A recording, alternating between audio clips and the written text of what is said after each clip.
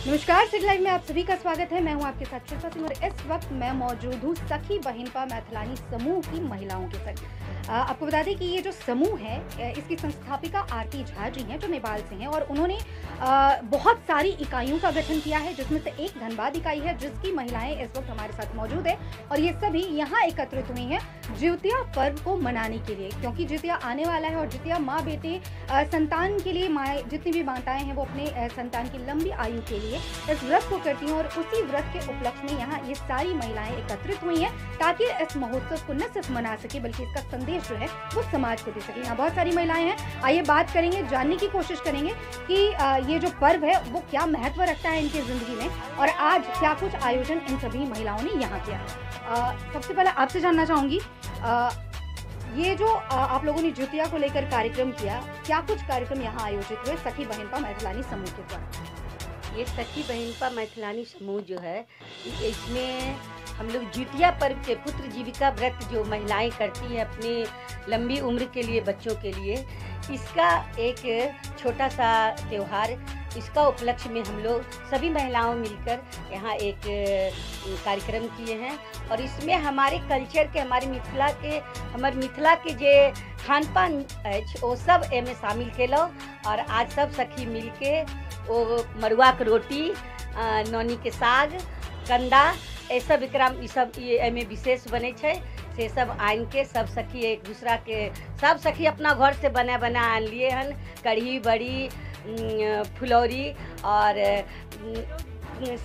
जे भी चीज है वो बाहर के नहीं है, वो सबटा घर से बना के आन लिए और पुत्र जीविका व्रत में जे विशेष चीज के लोग खाए छे ओकरा आज खा के गीत गा के और सब सखी आज पुत्र जीविका व्रत के आज मनेलिए उत्सव और सब माँ से अनुरोध है कि अपन बच्चा ले करे छथिन करतीन और सब बच्चा के लंबा उम्र हो।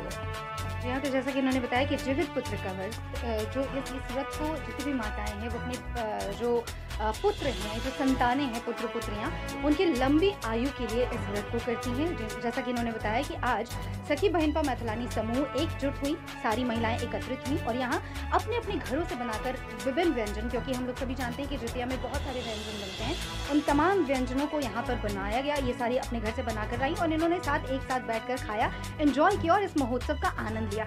आइए अब ये जान लेते हैं कि सखी बहिनपा मैथिलानी समूह जो है वो कितने वर्षों से कार्यरत है और क्या कुछ कार्य इस समूह के द्वारा किया जाता है। यहाँ पर स्वाति जी हमारे साथ हैं, इनसे जानेंगे। स्वाति जी, जैसा कि मैंने बताया कि आज जो महोत्सव आप मना रही हैं वो तो मना ही रही हैं, लेकिन इसके अलावा ये जो समूह है वो कितने वर्षों से कार्यरत है और क्या कुछ कार्य इस समूह के द्वारा किया जा रहा है?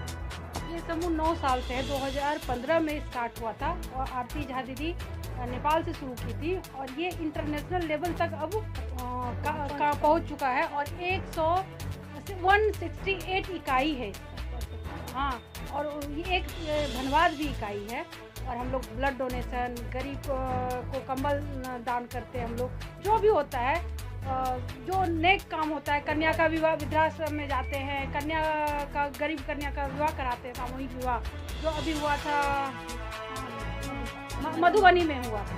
हाँ, तो ऐसे कार्यक्रम हम लोग करते रहते हैं और दहेज प्रथा को हम लोग खत्म कर रहे हैं और कोशिश हम लोग कर रहे हैं दहेज मुक्त हो जाए, मिथिला बना रहे हैं। चलिए, ये बात आपने जो कही कि दहेज मुक्त मिथिला बनाने की कोशिश है, तो क्या इसकी शुरुआत आप अपने आप से करेंगी? क्योंकि हम कहते तो बड़ी बड़ी बातें हैं लेकिन क्या करते हैं? बिल्कुल बिल्कुल, मैं अपने बेटे का, एक ही मेरा बेटा है और वो अभी 14 साल का है, मैं दहेज मुक्त ही शादी करूँगी और कोई दहेज नहीं, बिल्कुल भी नहीं। और वो चाची भी की है, वो अपने बेटी बना के की है, सामने बैठी है, बेटी बना के लाए हैं, बेटी बना के, बहू नहीं बनाया। ये आपकी बहू है? नहीं, अपना फ्रेंड है लेकिन बगले में पैसा नहीं लिए।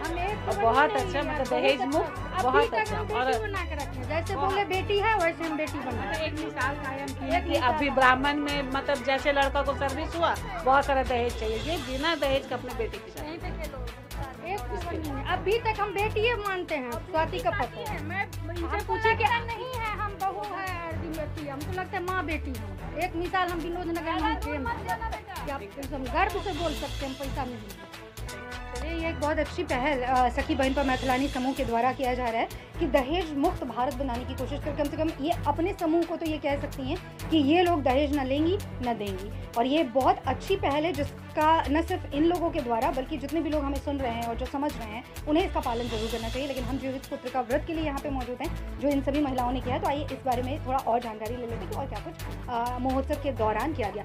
क्या कुछ महोत्सव के दौरान हुआ आज यहाँ इतनी सारी महिलाएं एकत्रित? आज यहाँ हम लोगों के यहाँ एक्चुअली मिथिला में सबसे पहला कोई भी शुभ काम होता है तो उसमें अर्पण दिया जाता है। चावल का आटा उसको पीस करके अर्पण दिया जाता है, तो वो सबसे पहले पड़ा और उसको सजाया गया, दीप वहाँ पे प्रज्वलित किया गया। और उसके बाद सबसे शुरुआत होता है शुभ गीत से, तो वो गीत हुआ, भगवती गीत से हम लोगों के यहाँ शुरुआत होती है, तो वो भगवती गीत गाया गया। वो भगवती गीत क्योंकि इतनी सारी महिलाएं हैं तो हम चाहेंगे कि उस भगवती गीत के 2-3 मतलब लाइंस भी आप अगर गुनगुनाएं। बिल्कुल बिल्कुल। जय जय हाँ जय जय भैरवी असुर भयावनी पशुपति भामिनी माया सहज सुमति भररिया गोसाउनि अनुरति गति तू अपाया। जय जय भैरवी असुर भयावनी। जी हाँ, तो इतने सुंदर भगवती गीत के साथ इन लोगों ने अपने कार्यक्रम का आगाज़ किया। आगाज़ ऐसा रहा, अंजाम कैसा रहा वो भी जान लेंगे प्रीति जी से। प्रीति जी, आपसे जानना चाहूँगी क्या कुछ हो, जैसे आगाज़ तो इन्होंने बताया कि हमने भगवती के नाम का एक जोत जलाया, अर्पण किया, और उसके बाद जो कार्यक्रम है वो आगे बढ़ा। आगे के कार्यक्रम में क्या कुछ हुआ? जय मिथिला जय मैथिली। सबसे पहले तो बताया इन्होंने कि हमारे कार्यक्रम की शुरुआत कैसी रही बात की पिछले 5 वर्षों से हम धनबाद में धनबाद इकाई की हमारी ये मैथिलानी समूह की कार्यक्रम हम लोग लगातार छोटे मोटे स्तर से कर रहे थे। इस बार से हम लोगों ने थोड़ा और ज़्यादा जोश दिखाया, ठाना। पहले हमने रक्तदान करवाया, फिर सावन महोत्सव, फिर हमारा जो स्थापना दिवस था वो, और भी नेक कार्य जो जितना हमसे बन पड़ता है, जो हमारे समूह से बन पड़ता है। और आज का भी मुख्य कारण यही था कि हमारे कार्यक्रम में मतलब जैसे पहले भी हमने कहा कि बहुत सारे कार्यक्रम हमारे संस्था से हुआ है और भी लोग करते हैं, पर ये जो हमारा जो आज का कार्यक्रम था मुख्य रूप से जितिया मिलन, हमारा जो सखी बहिनपा मैथिलानी समूह की तरफ से जितिया मिलन, इसमें बस हम बहुत छोटे शब्दों में और बहुत कम शब्दों में ये कहना चाहूँगी कि हमारा जो मिथिलांचल का हमारा परंपरा है, जो हमारी संस्कृति को दर्शाता है, बस हम सब मिथिलानी मिलके एक दूसरे को शुभकामना संदेश, ताकि और बाकी सभी माओं को, देश के सभी माओं को शुभकामना संदेश देना चाहेंगे। जितिया के व्रत के लिए अग्रिम शुभकामनाएं, सभी अपने बच्चों के लिए, सारे बच्चों को ढेर सारा आशीर्वाद, और बस इसी में पारंपरिक भोजन, पारंपरिक गीत, आपस में मिलना। जब हम मिथिलानी, खासकर महिलाएं, और उसमें भी मिथिलानी जब मिले तो पारंपरिक वेशभूषा, और सभी ने पैरों में, सबके पैरों में पारंपरिक रूप से आलता, चूड़ी, मतलब पारंपरिक, हाँ वो आप जी हाँ, तो जैसा कि इन्होंने बताया कि परंपरा को जीवित रखने का एक प्रयास जो है वो मैथिलानी समूह ने किया है। कुछ कहना? और 2 शब्द कि धन्यवाद आप मीडिया बंधु का भी, आप लोगों का भी बहुत बहुत धन्यवाद, क्योंकि आप इतना महत्वपूर्ण समय निकाल के जब भी हमारा कार्यक्रम होता है आप आते हैं, और आपके सहयोग से भी हमारा जो संदेश है हम और भी लोगों तक पहुँचा सकते हैं, तो इसीलिए विशेष धन्यवाद आपको भी। यहाँ तो जैसा कि आपने सुना कि परंपरा को जीवित रखने का एक बहुत ही अच्छा प्रयास मैथिलानी समूह के द्वारा किया जा रहा है, और आप जानने की कोशिश करेंगे कि ये जो जीवित पुत्र का व्रत है वो क्या कुछ मायने रख रहा है इस पर्व में। आपसे जानना चाहूँगी, जीवित पुत्र का व्रत आप सभी महिलाएं कहते हैं, कितना मायने रखता है ये जीवित व्रत? ये व्रत बहुत मायने रखता है हमारी संतान की लंबी आयु के लिए, और हमारा संतान स्वस्थ रहे, तो ये तो संतान के लिए तो बहुत ज़्यादा मायने है, और सभी महिलाओं के लिए भी ये बहुत मायने रखता है। आप कुछ संदेश देना चाहेंगे? हाँ, ई तो 3 दिन का ई व्रत भेला हमरा सबके। नहाए खाए दिन से भऽ रहल छै। नहाए खाए दिन हमरुआ रोटी लऽ कऽ पारण करू, फिर अहाँके पितराइन खुआउ, तो वो सब स्टार्ट भेल। अहाँके 3 दिन का जे व्रत छै, बिना दतमनि के, बिना पानि के न्याजल कयल जाइ छै। ओहिके बाद फिर अहाँके नहा कऽ फिर अहाँके खीरा औंकड़ीसँ नैवेद्य देल जाइ छै। ओहिके बाद अहाँके ब्राह्मण भोजन करायल जाइ छै, तकर बाद अहाँ पारण करिए। तखन आप कुछ कहना चाहेंगे? देखिए, मेनली इस पर्व का ये है कि हर पर्व में हम लोग व्रत से 1 दिन पहले अरवा खाते हैं, प्याज लहसुन छोड़ते हैं, लेकिन इस पर्व की ये खासियत है जिससे 1 दिन पहले मरुआ और माछ खाते हैं, मछली खाते हैं, जो इस पर्व को और खासियत को बढ़ाता है। और पर्व कठिन भी है। हमारे में एक कहावत भी है कि जितिया पाबन बड़ भारी, या पुता के ठोड़ चलो अपने केलो बड़ तारी। जितिया व्रत कितना मायने रखता है आप? जितिया पर्व बहुत बड़ा मायने रखता है, क्योंकि ये 36 घंटे का पर्व होता है हम लोग का मिथिला में। यहाँ के लोग तो 24 घंटे में छोड़ देते हैं, लेकिन हम लोगों को यह मिथिलांचल में 36 घंटे का है। जी हाँ, बिल्कुल छठ व्रत की तरह जितिया व्रत को पालन करना पड़ता है और बिल्कुल वैसे ही। घंटे बिना पानी अन्न जल कुछ भी नहीं किया जाता है। आप नहीं कर सकती, मुंह में पानी भी नहीं ले सकती हैं। 36 ऐसे शायद खर जितिया के, हाँ, लेकिन खर भी मुँह में नहीं जाना। कुछ भी नहीं जाना चाहिए। ये बहुत बड़ा पर्व होता है लेडीज लोगों के लिए।